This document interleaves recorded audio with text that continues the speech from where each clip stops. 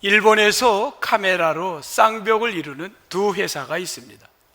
니콘과 캐논이 쌍벽을 이룹니다. 설명은 안 해도 여러분 잘 알 겁니다. 그런데 스마트폰이라는 게 나오면서 큰 위기를 만납니다. 왜냐하면 스마트폰 안에 모든 게 다 들었습니다. 더군다나 디지털 카메라 안에는 담을 수 없는 동영상까지도 가볍게 모든 걸 다 화상도도 굉장히 고화질로 찍을 수 있는 기능이 생기면서 엄청난 위기가 오는데, 그 선이 언제냐면 2016년입니다. 2016년 니콘은 10,000명의 직원이 있었는데 1,000명을 퇴직시킵니다. 그리고 900억의 손해를 봅니다. 휘청됩니다.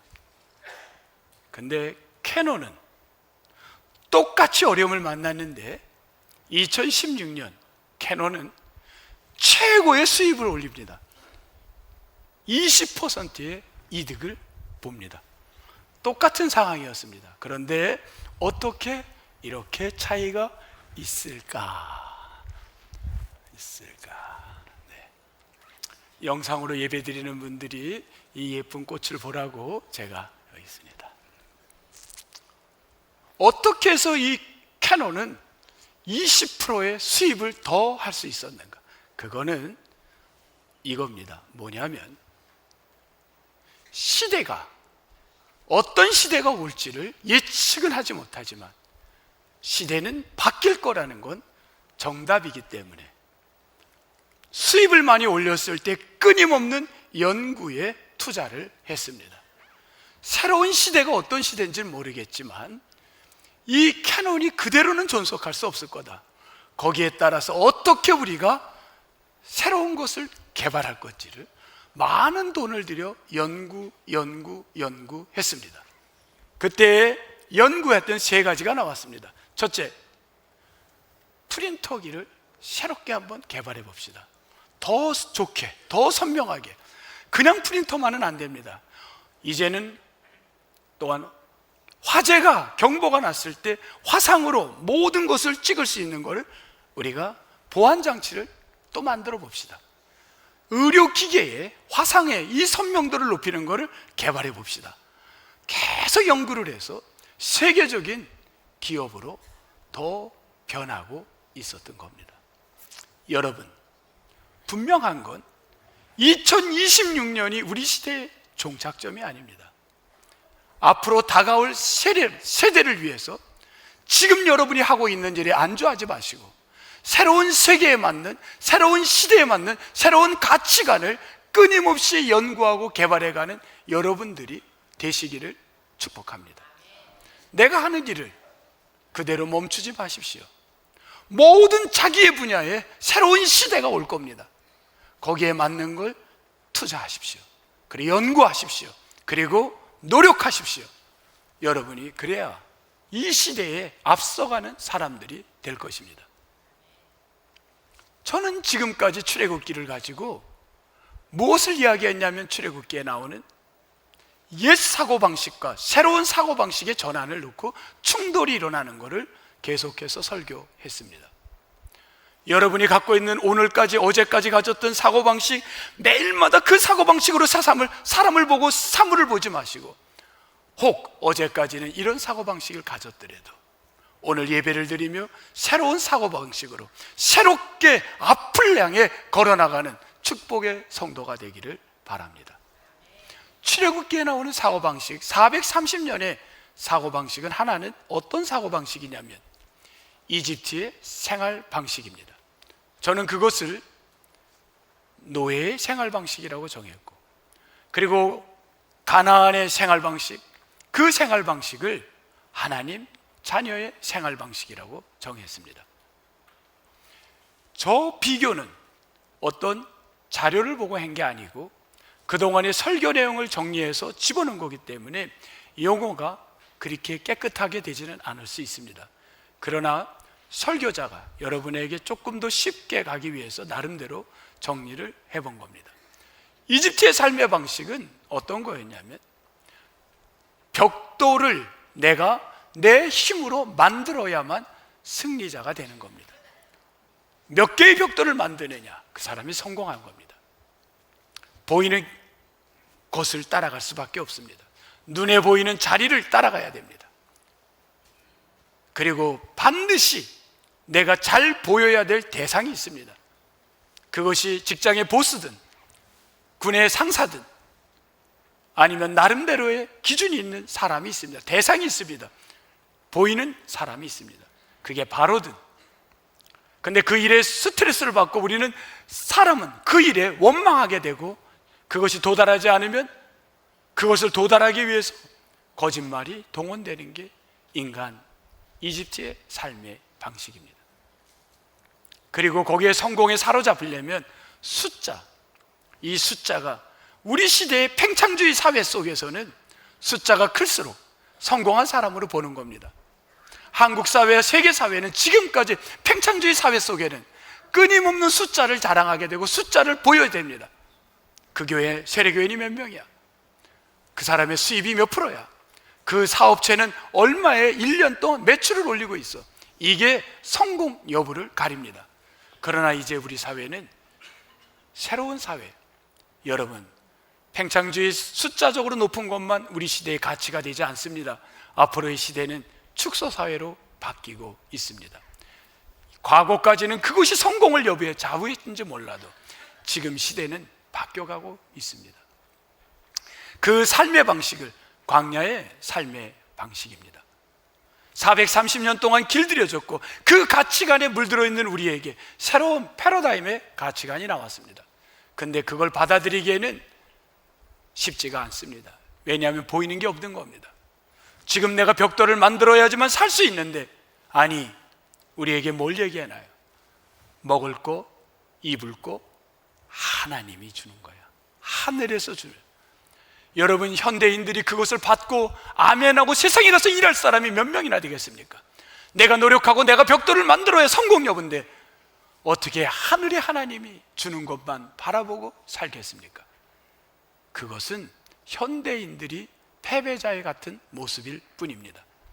아니, 기독교에 깊이 빠져든 현대인들, 젊은이들이 받아들이기 힘든 어른들의 그 고정관념에 신앙에 빠진 사람들의 모습이라고 치부할 수 있습니다. 그리고 그는 우리의 주군이 누구인지, 내 직장의 상사가 누구인지를 분명히 보고 도전해야 되는데 대상이 보이지가 않습니다. 누구를 보고 내가 배우라는 거고, 누구를 따라잡으라는 거, 누구에게 잘 보여야 됩니까? 하나님에게만 잘 보인다니, 그건 너무 추상적인 단어입니다. 그리고 인간의 원망이 나오고 거짓은 승리를 위해서 얼마든지 쓸 수 있는 단어들임에도 불구하고 은혜와 감사만 말한다는 건 현대인답지 못한 용어들입니다. 그리고 거기에선 순종과 믿음을 훈련시킵니다. 여러분, 두 가치는 오늘 이스라엘 백성들의 충돌만 일어나는 게 아니라 저와 여러분도 매일매일 삶이 이집트의 삶의 방식과 예배를 드리고 나서 아멘하고 힘차게 세상을 나갈 때 세상의 여러분 광야의 삶의 방식이 충돌이 일어날 수밖에 없는 겁니다. 여기에서 자유로울 사람이 누가 있습니까? 광야의 삶의 방식은 목적이 가나안 땅을 향한 목적이 있는 겁니다. 가나안 땅, 하나님만을 예배하는 자가 되기 위해서 430년 동안 때 묻은 가치관을 깨끗이 씻고 이 40년 동안 열흘이면 갈 수 있는 걸, 그것만 갖고는 사람들의 가치관을, 패러다임을 전환시키기 힘들다고 하나님은 판단하셔서 우리를 40년을 이 훈련을 시켜가고 있는 겁니다. 훈련 레슨 1, 홍해를 건너라.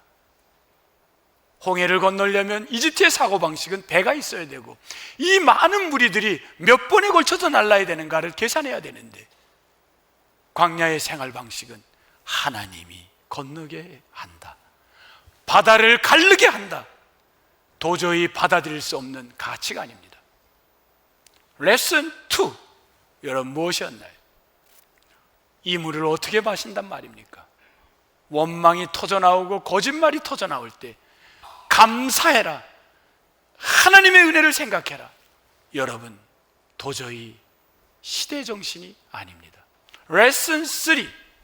어찌 우리의 삶을, 여러분, 내가 집에 있는데 만나를 주고 가만히 있는데 하늘에서 메추라기를 줘서 여러분의 자손들까지 배고픔이 없게 하신다는 그 말을 믿고 살 수 있는 사람이 몇 명이나 되겠습니까? 벽돌을 오늘도 내가 굽지 않으면 먹을 수가 없는 이 시대에 어떻게 하나님이 먹을 거를 준다는 것을 여러분 믿고 나가겠습니까? 그 훈련을 레슨 3에서 했던 겁니다. 레슨 4. 여러분의 걸음걸임을 하늘의 구름과 하늘의 불을 보고 멈추고 가고 멈추고 가고, 그것을 인생 여정으로 삼으라는 게 현대인들에게는 받아들이기가 너무 힘듭니다. 오늘 레슨 5 무엇인가요? 오늘 우리 앞에 놓인 여러분 8절 말씀, 누가 등장하냐면 오늘 레슨 5, 이것이 오늘 우리가 또 훈련받아야 될, 앞으로 여러분이 이미 훈련받아야 될 내용이 여기 나옵니다. 누가 등장하냐면 아말렉이 등장합니다. 아말렉, 그는 누구인가요?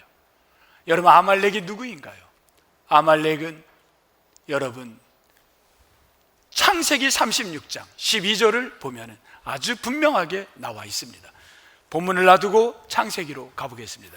창세기 36장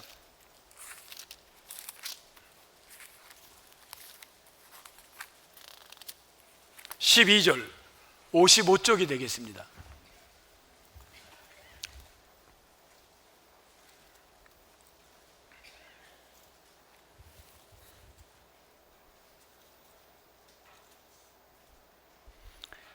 에서의 아들 이름이 누구냐면 엘리바스입니다.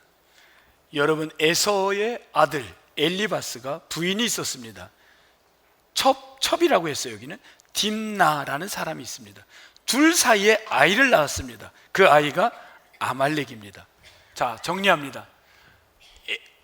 에서와 아말렉은 어떤 관계인가요? 손자입니다. 됐죠? 정리가? 에서의 손자가 아말렉입니다.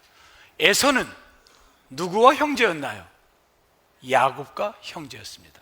이스라엘 백성들은 그 뿌리가 야곱의 뿌리입니다.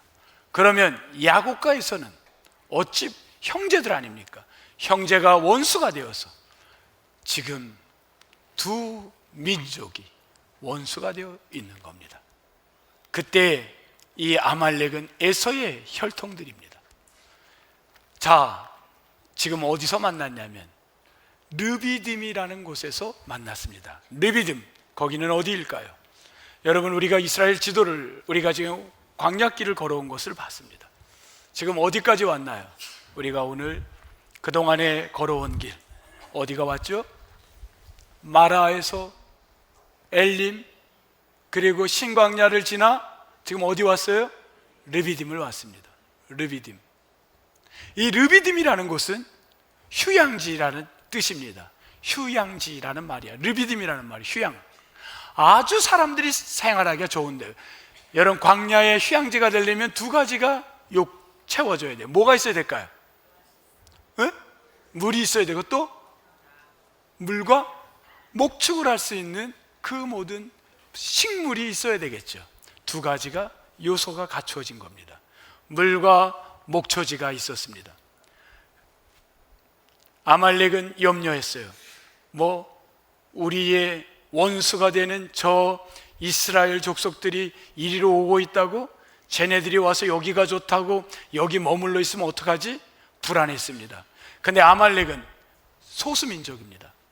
소수민족이 이들과 싸우려고 하니 겁이 나는 거예요. 안 될 것 같아요. 근데 이들은 뭐에 익숙하냐면 게릴라전에 익숙했습니다. 이쪽 지형을 잘 알았어요.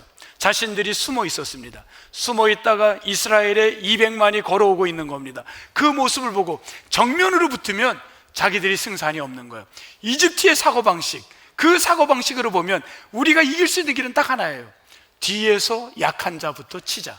보통 행군을 할 때 뒤에 약자들이 따라왔습니다. 환자들이 따라왔어요. 연세 드신 분들이 따라왔어요. 아이들이 뒤처지면서 따라옵니다.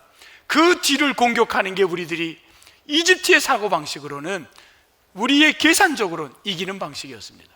그래서 이들이 뒤를 공격하기 시작했습니다.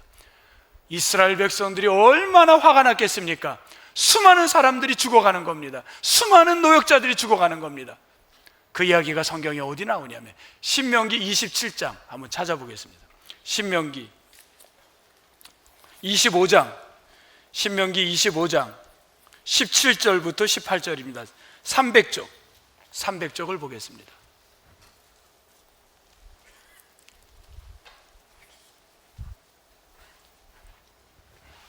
신명기 25장 17절 18절 찾으셨으면 같이 읽겠습니다. 시작. 너희는 애굽에서 나오는 길에 아말렉이 네게 행한 일을 기억하라. 곧 그들이 너를 길에서 만나 내가 피곤할 때 내 뒤에 떨어진 약한 자들을 쳤고 하나님을 두려워하지 아니하였느니라. 아멘. 아말렉은 이렇게 전략을 세웠습니다. 그러면 지금 이제 모세는 어떤 전략을 세워야 될까요? 여러분이 장수라면 어떤 전략을 세웁니까? 모세는 항상 당시의 고대 사회의 전쟁은 반드시 리더가 맨 앞에 섰습니다. 제일 앞에서 전쟁에 앞장서서 달려나갔습니다. 홍해를 건널 때도 앞장을 섰어요. 항상 앞장을 섰습니다. 그것이 전쟁의 모습이었습니다. 지금 인해 전술을 써야 되겠죠. 숫자로 밀어붙여야 되는 거예요. 그런데 어떤 전략을 세우냐면 이집트의 사고방식으로 하면 맨 앞에 서가지고 인해 전술로 숫자로 공격을 해야 될 겁니다. 근데 뜻밖의 전열을 만듭니다. 상상할 수 없는 전열을 만들어요. 무엇이냐면 모세가 뒤로 빠집니다. 그리고 여호수아를 통해 사람을 뽑아서 네가 적진으로 데리고 가라. 그리고 본인은 뒤로 빠집니다. 그리고 산꼭대기로 올라갑니다. 혼자 가는 게 아니라 누굴 데려가냐면 그때 모세 나이 80이 넘었는데 모세보다 더 나이 많은 누굴 데려가나요? 모세의 형 아론. 또 모세가 또 누굴 데려가죠? 모세의 누나의 남편이 이름이 뭐냐? 훌입니다. 그러니까 무슨 관계예요? 매제? 매형 아니에요? 매형인가요? 중요하지 않아요. 어쨌든 누나의 남편을 데리고 갑니다. 모세보다 나이들이 있었을 거예요. 모세는 그들을 데리고 그리로 갑니다. 이건 전쟁하겠다는 게 아니에요. 지켜보겠다는 거예요. 이게 말이 됩니까? 이집트의 사고방식으로는 불가능한 겁니다. 그런데 손에 든 건 딱 하나입니다. 지팡이 하나 들고 갑니다. 여러분, 인간의 생각으로는 가능성이 없는 거예요. 광야의 사고방식은 우리를 패배할 것 같이 보이고 두렵게 만들지만 그 방법으로 갑니다. 그런데 놀라운 일이 벌어지기 시작했습니다. 지켜보고 있는데 승리가 또 뒤처지는 것 같고, 승리의 소리가 나다 뒤처지는 것 같고, 근데 공통점이 있었습니다. 아론과 훌이 보니 하나의 공통점이 있어요. 뭐였냐면 모세가 손을 들면 이기는 거고 모세가 손을 내리면 지는 거였어요. 여러분, 손 드는 게 쉬워요, 어려워요? 아니, 손 드는 게 뭐가 어려워요? 딱 들고 있으면 되는데. 저는 손을 드는 게 어려서 손 들었던 기억이 있어요. 무릎 꿇어, 손 들어. 그냥 들으면 좋아. 근데 뭘 들으라 그래? 제가 2부 예배 때 비계를 들었다 그러니까 찾아왔어요. 어떤 분이 비계가 뭡니까? 강원도는 비계라고 했어. 저를 무시하지 마세요. 저도 표준어 쓸 줄 알아요. 베개를 들었습니다. 베개를 들고 네 새끼 죽지 내 새끼 죽냐, 얼마나 힘든지 몰라요. 혹시 여러분 아이들을 베개 들게 하는 일 하지 마시기를 축원합니다. 모세는 지팡이를 들고 두 손을 들었습니다. 하루 종일 팔이 지쳐, 성경에 보면 피곤하여 아론과 훌이 그 팔을 이집트의 사고방식으로는 도저히 전쟁에 이 방법은 쓸 방법이 아닙니다. 아무 연관이 없는 겁니다. 그런데 광야의 하나님의 생활 방식은 우리는 불가능해 보이고 아무것도 안 된 것 같지만 손들어서 손드는 게 무엇일까요? 시편 28편 2절에 봤더니만 시편의 말씀들은 하나같이 주옥같이 말씀이 손을 들어 성소에서 하나님께 기도하라고 했습니다. 손을 들었다는 건 기도의 팔을 들었는 줄 믿습니다. 전쟁과 손을 드는 것과 무슨 의미가 있습니까? 그런데 하나님은 레슨 5에서 손드는 것을, 기도하는 것을 백성들에게, 적어도 아론과 훌에게 보여주고 있는 겁니다. 여러분, 이것을 지켜본, 가장 가까이서 지켜본 아론과 훌, 그들은 어떻게 인생이 바뀝니까? 아론은 금송아지를 만드는 실수를 하긴 하지만 그 후에 대제사장의 역할을 감당했습니다. 훌은 어떻게 했나요? 그의 손자 중에 성막을 짓는, 성전을 짓는 일에 최고의 감독관이 되어서 하나님 나라를 위해 준비합니다. 하나님은 그 자손들을 쓰려고 그 광야의 생활 방식을 경험하게 했던 겁니다. 그리고는 하나님은 모세에게 말합니다. 너희들 여기에서 이겼지. 그것을 제단을 쌓게 됩니다. 그걸 무슨 제단이라면 여호와 니시, 니시라는 건 깃발, 전쟁의 승리의 깃발을 날리게 한 겁니다. 그리고 그들은 뭐라고 고백했냐면 이 승리는 누가 주었냐?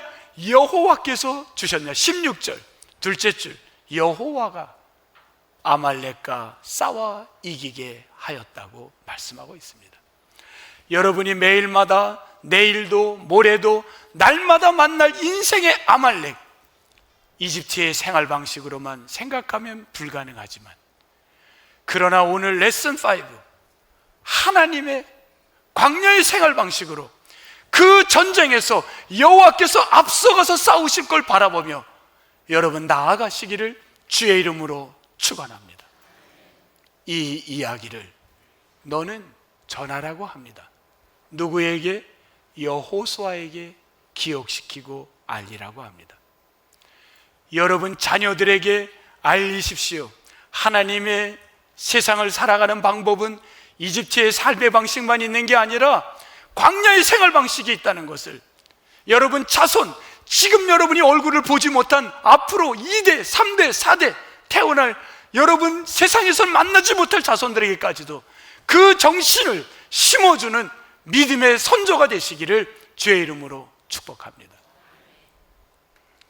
대한민국은 광복을 맞이했습니다. 81년째입니다. 이집트의 생활 방식으로는 광복을 맞이할 수가 없었습니다. 우리가 무슨 힘으로 광복을 맞이합니까?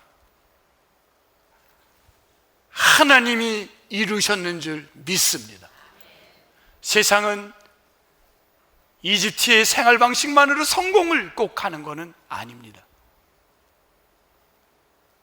독일에 살 때 갔었던 공동체 중에 한 공동체를 소개하겠습니다. 부르도호프라는 공동체입니다. 이 공동체를 세운 사람은 신학자이면서 아놀드라는 사람입니다. 이분이 1920년 이 공동체를 세웠습니다. 이분이 공동체를 세우기 때 1차 대전으로 독일은 패망국가가 되었고 굉장히 어려움을 당했을 때 누가 등장하냐면 아돌프 히틀러가 다시 독일을 재건하자고 외쳤는데 그 외침은 굉장한 파워풀했고 사람들은 그의 말을 따르기 시작했습니다. 그러나 그의 속내는 너무나도 더러운 것이었습니다. 저 아놀드는 아돌프 히틀러에게 편지를 하나 보냅니다. 잘못된 정치를 멈추시오. 예배의 자유를 방해하지 마십시오. 두 가지 내용을 편지를 보냅니다. 지금 대한민국은 여러분 신천지와 통일교 때문에 잘못된 종교로 말미암아 국회는 예배를 못하게 하는 법을 통과하게 할지도 모릅니다. 잘못된 그 신천지의 잘못이 그것으로 자칫 대한민국의 법이 만들어지는 그러한 불상사가 없기를 소망합니다. 예배는 반드시 지켜져야 될 것이지 어떤 세력도 예배를 막으면 안 됩니다. 아놀드는 결국은 히틀러에 밑보여가지고 1920년에 세운 공동체는 순식간에 사라지게 됩니다. 다 끝났다고 생각했습니다. 히틀러는 싹 없앴습니다. 그러나 그들은 없앨 수가 없었습니다. 보이는 건물은 사라졌는지 몰라도 그들의 정신은 계속 이어져 있다가 독일 히틀러가 손을 들고 나서 다시금 그 땅에 세워져서 이들이 추구하는 정신은 어떤 정신인지 한번 들어보십시오. 공동으로 일을 하고 빈 부에 기천 직업의 노고나짐을 다 떠나서 가치 있는 걸 만들자, 하나를 만들어도 사람들에게 도움을 주는 걸 만들자, 가구를 이들은 만들었습니다. 어떤 가구를 만들었는지 압니까? 장애인들에게 도움이 되는 가구를 만들자. 그런데 우리가 만든 건 최고로 만들자. 장애인을 위한 가구를 만들고 농기계를 만들고 아이들을 위해 장난감들을 만드는데 최고의 제품을 만들기 시작했습니다. 여기서 나온 제품은 사람들이 신뢰했습니다. 이들은 잠자리에 부부가 같은 이불 속에서도 어떠한 가치관을 가졌냐면 남에 대한 부정적인 말을 절대 하지 않았습니다. 정하고 싶으면 직접 찾아가서 용기 내어서 이야기를 하지 뒤에서 그렇게 하지는 않았습니다. 신앙의 가치, 철저히 하나님의 가치를 갖고 살아갔던 자들입니다. 그들은 어떻게 되었나요? 90년 동안 이 정신을 이어오고 있는 겁니다. 젊은이들이 그 공동체 안에서 같이 결혼을 하고 살아갑니다.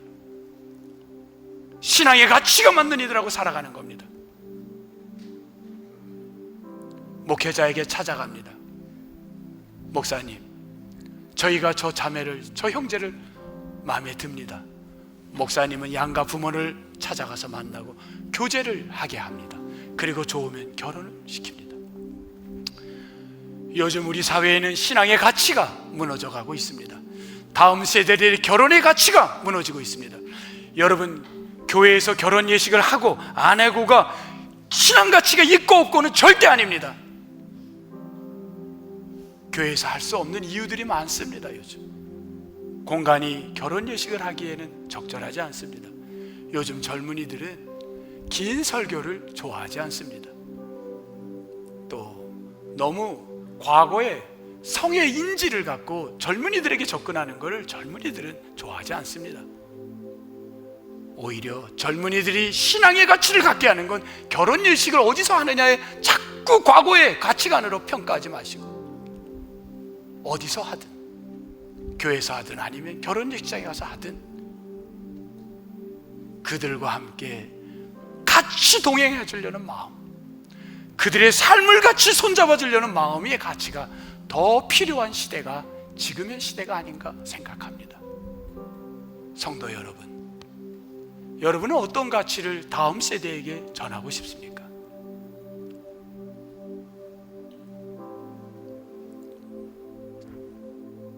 미국에서 교회를 개척했을 때가 있었습니다. 열심히 나가서 아내와 함께 전도지를 들고 나갔습니다.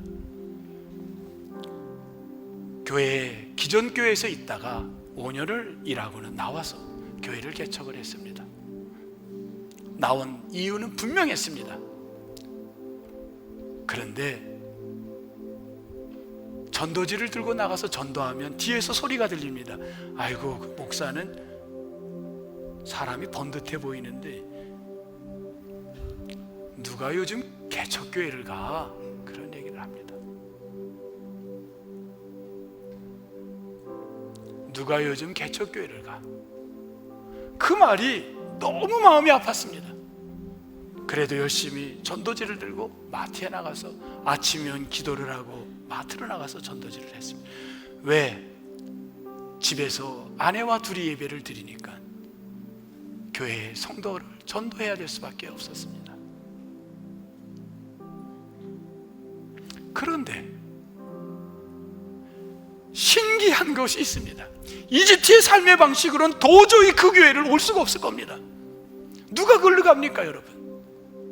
근데 주일날이면 신기하게 새로운 얼굴이 보이기 시작합니다. 그분에게 제 전도지를 받고 왔나요? No, 저는 본 적도 없는 분들이에요. 근데 그 자리에 와서 앉아 있습니다. 뭘까요? 보이지 않는 우리의 하나님, 그분이 나는 내가 노력하고 일을 한 것만이 수입으로 보지만, 수확으로 보지만, 하나님은 만나와 메추라기를 내려주시는 엄청난 강력한 분이심을 보여주고 있는 겁니다. 내가 생각할 수 없었던 분들을, 아무리 계획하지도 않았던 분들을 만나게 하셨고, 제가 그분들을 보게 하였습니다. 저는 이집트의 삶의 방식만 갖고 세상은 아니라는 겁니다. 광야의 생활 방식이 여러분에게 있을 줄 믿습니다. 우리 이제 다 같이 일주일을 시작할 겁니다. 저도 사실 이번 일주일이 이집트의 삶의 방식으로 보면 앞이 보이지 않습니다. 힘든 것들이 숫자로, 계산상으로는 답을 찾을 수가 없습니다. 그런데 여러분은 어떤지 모르겠어요. 이 한 주간을 여러분 일터에서, 가정에서 살아갈 때 숫자로 보면 다 패배자가 될 수 있고, 너무 낙심이 되고 희망이 보이지 않아도 광야의 가치관, 여호와 하나님을 보면서 한 발 한 발 나가십시다. 이번 한 주 동안 여러분 하늘의 가치관, 광야의 가치관을 갖고 살아가는 축복의 성도가 되시기를 주의 이름으로 축복합니다. 이 가치관으로 세상에 나가서 승리하는, 그래서 우리 다음 주에 모여서 하나님을 높이고 찬양하는 예배자가 되시기를 주의 이름으로 축원합니다. 하나님 감사합니다.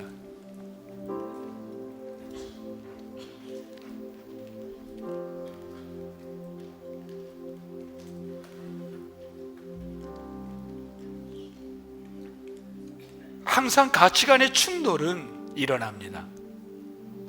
광야의 가치관이 자꾸만 작아 보이고 두렵고, 자꾸 예배 때는 보이지만 직장과 일터와 바깥을 나가면 월요일부터 보이지가 않습니다.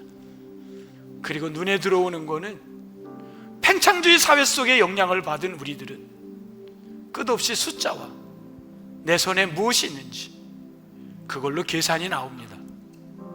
이런 무서운 시대 속에, 이런 무서운 세상 속에 우리 오늘 예배드린 성도들이 인간적으로는 불가능해 보이고, 의사의 말 한마디, 세상의 권력자의 말 한마디, 세상에 힘 있는 사람의 그 큰 모습이 두렵지만 광야의 가치관을 갖고 담대하게 나가서 여호와 니시의 깃발을 흔드는 역사가 일어나게 도와 주옵소서. 예수님 이름으로 기도합니다. 아멘.